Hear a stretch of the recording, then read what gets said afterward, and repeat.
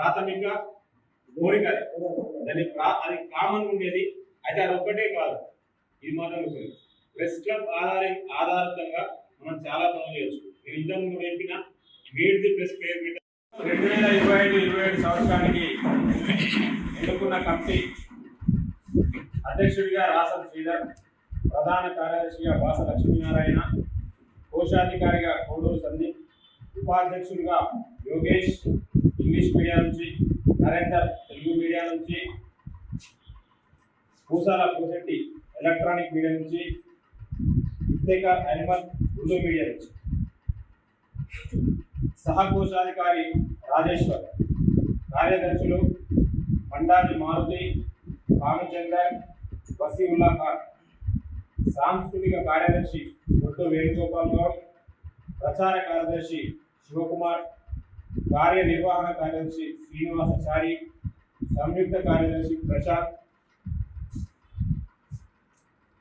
Gauravi Srinivas Swamy, MA Waseem, Mukheem English media, Konduri Ravinder, Venkagari Bhumaiah, Ram Mahender, Mahesh Rao, Tummala Ashok, Rameshwar. కార్యవర్గ సభ్యులుగా Jilda Manoj, Vaturi Kailash photographer, Mohsin bin Mohammed, Chandula Sayana, Pasupula Mahesh. ఇది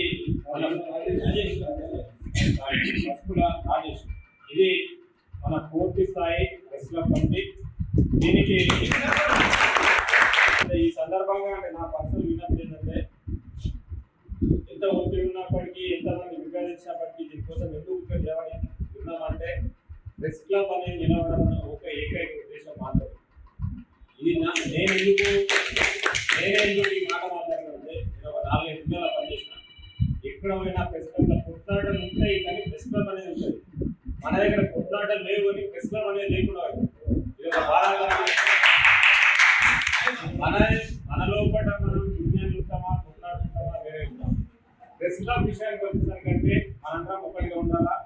ఎవరికి ఏ కష్టం వచ్చినా, అంటే పర్సనల్ కష్టాలు వస్తే మాత్రం దీనికి ప్రెస్ క్లబ్ బాధించదు.